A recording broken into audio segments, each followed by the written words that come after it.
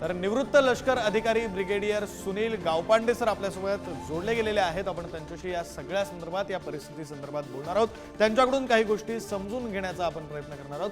Gawpande sir, आत्ताच्या परिस्थितीला आंतरराष्ट्रीय पातळीवर जी परिस्थिती निर्माण झालेली आहे, म्हणजे जवळपास प्रत्येक देशाने आपापली भूमिका स्पष्ट केलेली आहे। प्रत्येक देशाचे जबाबदार मंत्री, जबाबदार अधिकारी यांनी आपापल्या प्रतिक्रिया दिलेल्या आहेत। त्यांना या युद्धाविषयी काय वाटतं हे स्पष्ट केलेलं आहे। आत्ताच्या पातळीवर, आत्ताच्या परिस्थितीमध्ये आंतरराष्ट्रीय पातळीवर कोणाचं पारडं जड आहे, भारताचं का पाकिस्तानचं, आणि कशाच्या अनुषंगाने कोणते देश कोणाच्या सोबत आहेत, काय नेमकं चित्र तुम्हाला दिसतंय?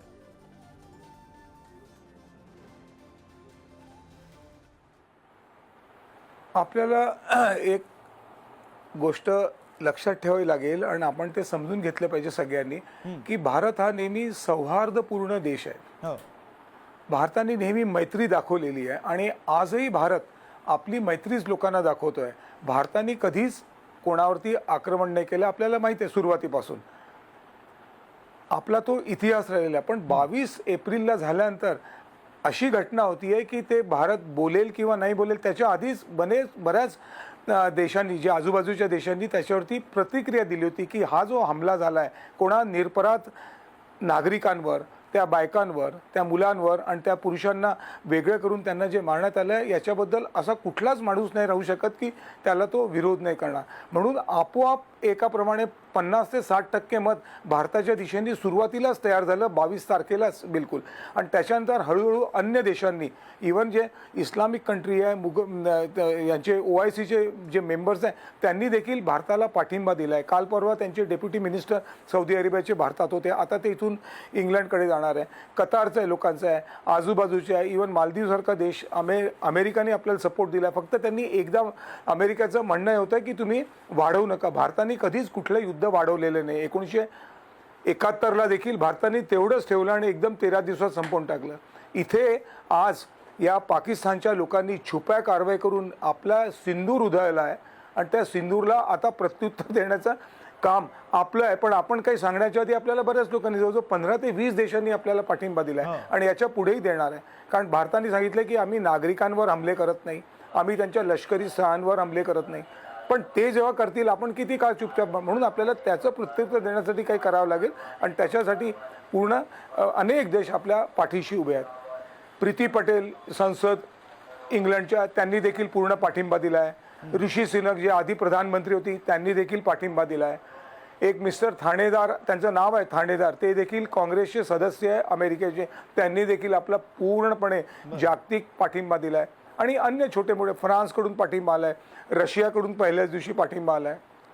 अजून काय पाहिजे आपल्याला सगळ्या देशांना। आणि त्याचबरोबर आपले जे एक्सटर्नल अफेअर्स मिनिस्टर आहे S Jaishankar, he is a poster boy of the country. ते प्रत्येकांना इतक्या चांगल्या पद्धतीने समजून सांगतात की कुठलाही देश एका मिनिटात तयार होऊन जातो आणि त्यांनी त्या वाटाघाटी कायम ठेवल्या आहे। सगळ्यांशी ते संपर्क साधून आहे आणि याच्यामुळे आपल्याला कुठली आपण कारवाई केली आपल्याला सगळ्यांचा पाठिंबाच मिळणार आहे। गावपांडे सर, खरं तर एअर डिफेन्स सिस्टीम असं आपण म्हणतो, S-400 नावाची ही एक सिस्टीम आहे आपल्याकडे। एअर डिफेन्स सिस्टीम म्हणजे नेमकं काय, त्याला नेमकं काय म्हणायचं? सर्वसामान्य नागरिकांना जर समजावून सांगायचं असेल तर एअर डिफेन्स सिस्टीम म्हणजे नेमकं काय असतं, ते नेमकं कशा प्रकारे काम करतं, आणि मग भारताकडे जे आहे S-400 त्याविषयी थोडीशी माहिती जर तुम्ही देऊ शकाल तर। हां, आपल्याकडे जे एअर डिफेन्सचा अर्थच आहे की वायू सुरक्षा प्रणाली, एक सिंपल आहे। आणि त्याच्यावर आपण कुठलाही एक साधारण जो विद्यार्थी आहे किंवा इवन साधी एखादी स्त्री देखील आहे, गृहिणी, ती देखील अंदाजा लावते की कुठली तरी अशी काही प्रणाली आहे, एक कवच आहे, एखादं असं काही ढाल आहे आपल्याजवळ की जेणेकरून आपण आपलं संरक्षण करू शकतो।